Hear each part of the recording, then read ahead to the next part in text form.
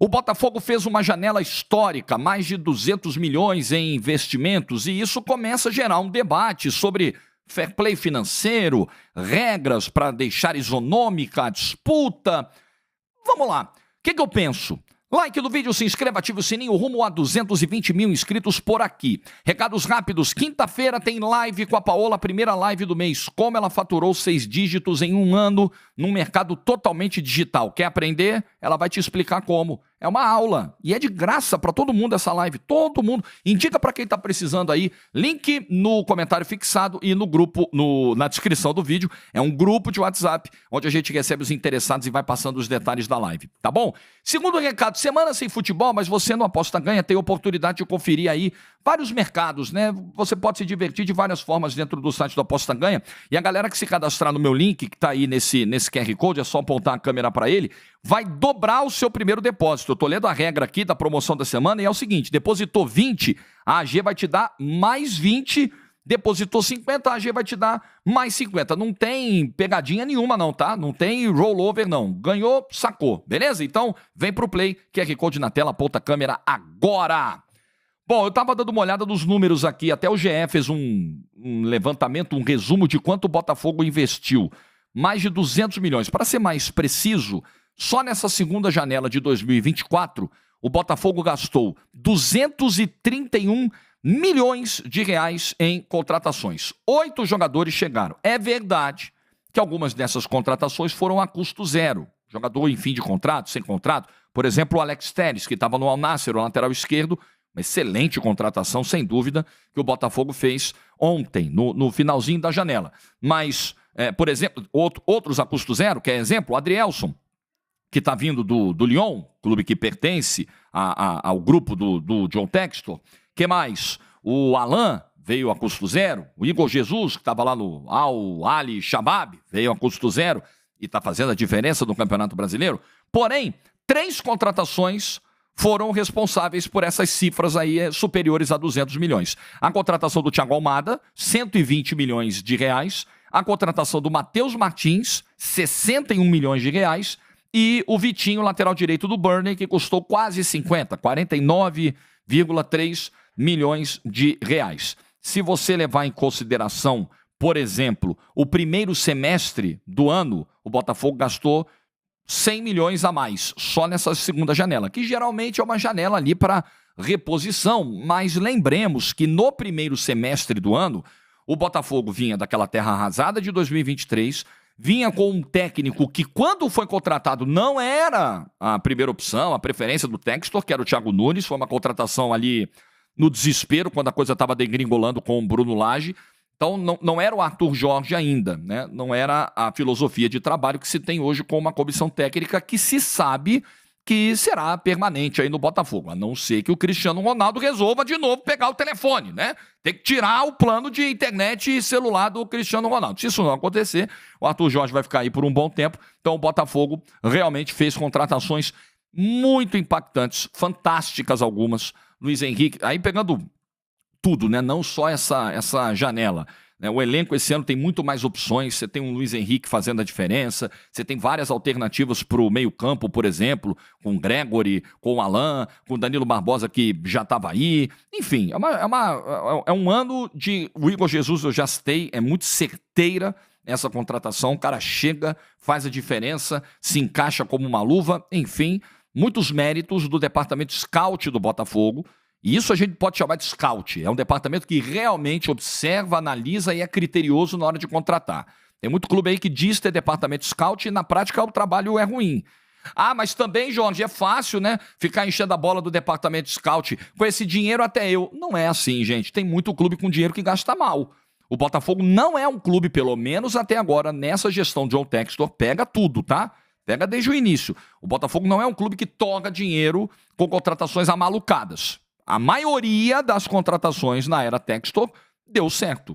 Ah, o elenco do ano passado. O elenco esfarelou. Mas o time que foi montado, O futebol que aquele time jogou no seu melhor momento, né? Aquele time de Perry, Adrielson, Cuesta, que mais? Tietê, que continua, Marlon Freitas, que continua, Tiquinho, que continua, Eduardo, que jogou um primeiro turno exuberante. Aquele time deu certo no campo por um tempo. Depois outros fatores aí pesaram para que o título não viesse.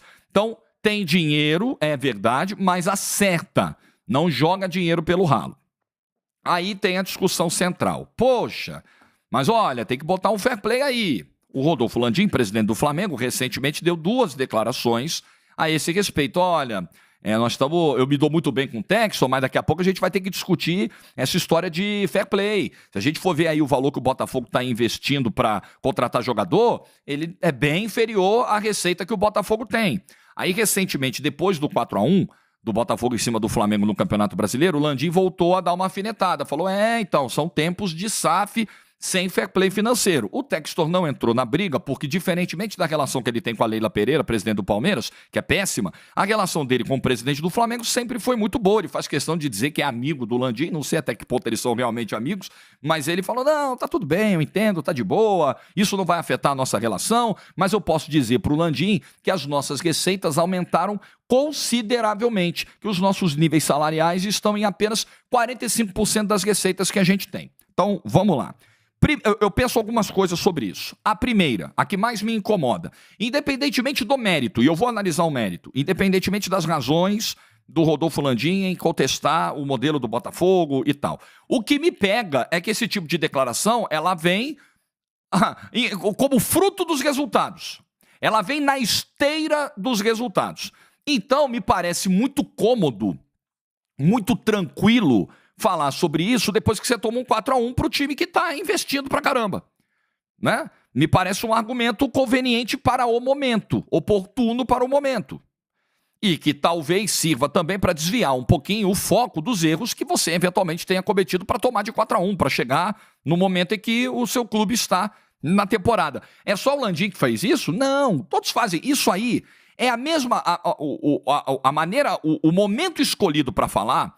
Isso me lembra muito o clube que reclama da arbitragem quando perde e não reclama quando ganha. Tá? Então, eu acho que escolher esse momento, eu acho que a discussão ela é válida, ela é importante, estabelecer regras, tudo precisa ter regra, precisa ter um norte, precisa ter parâmetros, ok, diretrizes que todos devem seguir, mas eu só acho que quando você escolhe o momento da tua derrota, do sucesso do outro para falar sobre isso, não me parece que você está muito preocupado necessariamente com o tema. Você está preocupado com o que te afeta, né? Que eu acho que é muito a linha da arbitragem. Mas, enfim. Segundo ponto que eu penso sobre isso. Vamos lá. Vamos para a raiz do que é a lei da SAF. A lei da SAF, ela chegou para salvar instituições endividadas à beira da falência, à beira da insolvência, que naquele modelo associativo não conseguiriam mais andar com as próprias pernas. Então, pegando o caso do Botafogo, por exemplo, o Botafogo faliria, o Botafogo quebraria. Se a SAF não chegasse com a dívida na casa de 1 bilhão e com uma arrecadação muito pequena que o Botafogo tinha, não só porque ele tem uma fatia de mercado menor do que outros clubes, não só por isso, mas também por incompetência administrativa. Eu me lembro que uma das primeiras medidas do John Textor quando chegou foi romper vários contratos de patrocínio, de material esportivo, porque ele olhou e falou, caramba, a marca vale... Fazer um desenho assim, só para você entender. A marca vale 4x, a camisa. Pô, tem um contrato aqui de 1,5x. Pô, esse contrato tá abaixo do que a gente pode ganhar no mercado. Então, pera um pouquinho. Tchau, rescinde com isso aqui. Vamos procurar no mercado alguém que, se não der para pagar os 4x que eu quero ganhar, que eu acho que a marca vale, mas que a gente consiga um 3x, um 3,5, já vai ser mais do que a gente tá arrecadando. Então, você tinha um clube muito fragilizado na hora de sentar na mesa para fechar um contrato com alguém, e quando você tem duas partes negociando e uma parte sabe que a outra está desesperada, ela joga com desespero, evidente. Então, se eu sei que você está vendendo o almoço para pagar o jantar, eu não vou dar o que a sua marca vale. Eu vou dar uma migalha que você está necessitando e você vai pegar, porque você está ferrado. Essa era a situação do Botafogo antes do Textor. Então, também por isso, as receitas do Botafogo eram tão baixas. Não só por isso. Outros fatores também explicam. Claro, já disse aqui da fatia de mercado do Botafogo que é menor. Uma dívida de 1 bi, ela é pesada para todo mundo. Mas uma dívida de 1 bi para um Corinthians, ela tem um peso. Para um Botafogo, ela tem outro. Justamente pela diferença de fatia de mercado. É péssimo para os dois, tá? Que o Corinthians não fique, tranquilo, a gente é o Corinthians, a gente tem uma torcida de 25 milhões, 30 milhões, a gente vai pagar isso mole. Aí você fica empurrando com a barriga, não paga, o que é 1 bi vira 2, o que é 2 vira 4, e aí esquece, o seu clube vai falir do mesmo jeito, tá? Talvez demore um pouco mais pela gigantesca arrecadação que tem. Mas então, vamos lá, que a lei da SAF chegou para isso. Então chegou o Textor, salvou o Botafogo. Mas o Textor, ele não veio para salvar o Botafogo numa ação humanitária, né? Filantrópica. Não, ele veio para ganhar dinheiro, ok? Então, não percamos isso de vista. O Botafogo, o futebol para John Textor é um negócio. Qual é a lógica dos negócios? Você coloca os seus recursos financeiros, intelectuais, e você espera um retorno desses recursos num determinado espaço de tempo. Então, o que o Textor está fazendo é o seguinte: eu tenho grana, eu tenho algum conhecimento dessa brincadeira aqui chamada futebol, administro outros clubes, ele já chegou, administrava o Crystal Palace na Premier League, depois que pegou o Botafogo, ele pegou o Lyon na França. Então, assim, eu tenho um histórico nessa brincadeira aqui, eu entendo dessa parada, tenho grana, vou botar essa grana daqui a 5, 10, 15 anos, não sei qual é o break-even lá, qual é o planejamento que ele fez, eu vou pegar esse dinheiro de volta. É para isso que ele tá. A brincadeira, o jogo do John Textor é esse. E olha, esse jogo é legítimo, gente. Vamos parar com essa história de que, é o bilionário. Pô, ele é bilionário porque ele faz negócio, ele ganhou dinheiro, ele gera emprego, assim, eu não vou nem entrar nesse debate, ideológico, filosófico, sobre a lógica do capitalismo, do bilionário. Eu acho que a gente perde um tempo desgraçado com isso. É o mundo como ele é a vida como ele é, e o Textor veio para isso. Então, para ter o retorno, o Textor precisa investir. Ao mesmo tempo em que ele vai equacionando o passivo do clube, fiscal, né, o passivo tributário, o passivo trabalhista, entrando lá no regime centralizado de execuções, pagando todo mês a galera que ficou sem receber do Botafogo, ao mesmo tempo em que ele faz isso, ele precisa injetar dinheiro para que a roda gire, ele consiga pagar o passivo e acelerar o processo de recuperação para o clube que fecha do vermelho e passar a virar azul. Gente, é tão claro quanto a luz do dia para mim. Então você limitar, pensa bem, como é que a SAF vai salvar um clube? Vai chegar alguém com grana, ou um empresário, ou um grupo econômico, vai botar dinheiro, vai fazer a máquina girar, o clube vai ficar saudável financeiramente e todo mundo vai sair ganhando. Porque você tem o ganho para todo mundo que ficou pendurado com dívida e que vai receber finalmente, funcionários de 10, 15 anos e que estão recebendo. Você tem o ganho presente e futuro, porque você garante a solidez econômica de uma instituição que estava quebrada. Isso tem um benefício social, porque são clubes que arrastam multidões. Um benefício econômico para o país, porque esses clubes passam a recolher um regime diferenciado de impostos, mas são recursos que entram para a União, para os estados, para os municípios, e o futebol, não só através de impostos, mas também com toda uma cadeia que se alimenta dele, é beneficiado quando um clube como o Botafogo é resgatado. Pense no impacto que um jogo de 40 mil pessoas do Botafogo gera para o município do Rio de Janeiro. Pensa no impacto que um clube como o Botafogo, disputando uma Libertadores, um mata-mata, gera. E pensa no quão deficitário era, não só deficitário para o clube, mas o quanto gerava de perda de arrecadação para o município do Rio de Janeiro mesmo, o Botafogo botando 5 mil pessoas num jogo pouco importante no Newton Santos. É turismo, é rede hoteleira, é alimentação, transportes, todo mundo, é um benefício coletivo, é para todos. Então, o que o John Textor faz, e aí vamos entrar no ponto do Landim. Precisamos discutir regras, precisamos entender que é necessário estipular um limite, né? E a Europa, às vezes a Europa brinca de fazer fair play financeiro, mas enfim, no papel está lá, né? No papel está lá. Precisamos, tá bom, vamos discutir essa regra. Mas eu só acho que a gente precisa entender o seguinte: quando o Textor bota 120 milhões de reais na contratação do Almada, e que depois lá vai para o Lyon, enfim, aí ainda tem o outro modelo, né, dos caras que vêm aqui, ficam 6 meses e vão para o Lyon e voltam, e aí é um modelo de negócios do Textor. O Botafogo está inserido nesse modelo, os jogadores quando vêm sabem que existe essa possibilidade, nem é o meu debate aqui, porque eu acho que isso, quando feito de maneira sistemática não é o termo, mas interrompendo sequências, interrompendo processos, Imagine, por exemplo, né, o Botafogo ganhando uma Libertadores, se credenciando a jogar uma Recopa, ou se credenciando a jogar um Mundial lá na frente, né, com essa nova periodicidade aí, enfim. Só que aí, a cada título você desmancha, a cada conquista você desmancha e manda o cara pro Lyon e traz um elenco totalmente novo. Deu certo trazer tantas contratações novas para 24, o time ficou ainda melhor, joga um futebol ainda melhor do que 2023, até porque era necessário fazer depois do desespero de 2023.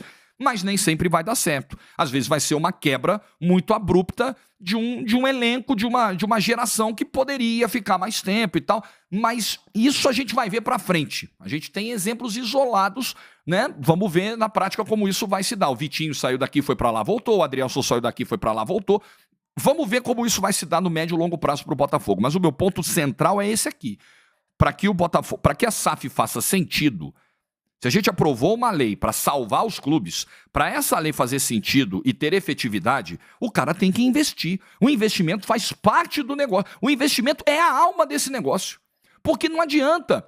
Como é que o John Textor vai aumentar as receitas do clube? Como é que ele vai transformar o clube numa potência, num clube saudável, num clube que dispute competições? Porque não se esqueçam, a recuperação econômica de uma instituição passa de um clube de futebol passa diretamente pela recuperação esportiva. É óbvio.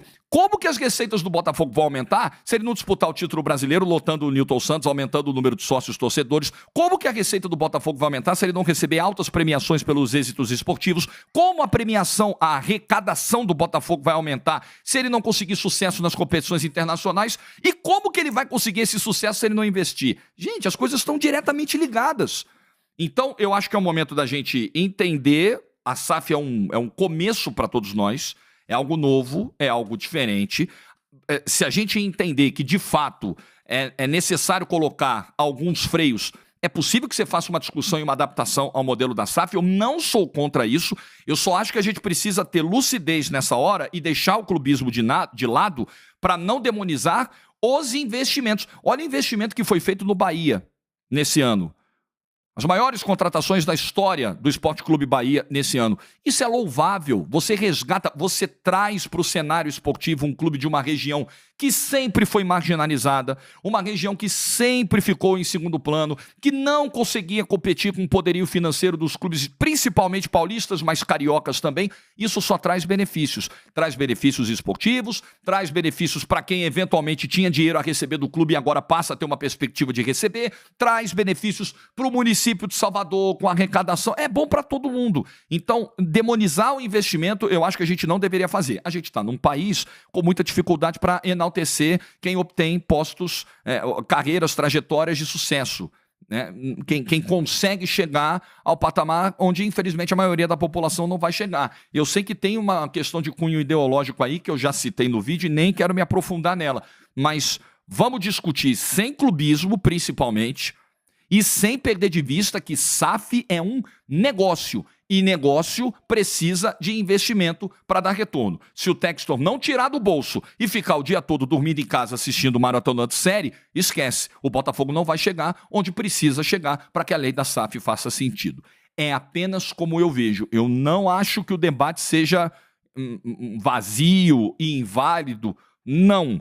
Mas em que bases a gente vai fazer esse debate? Com lucidez?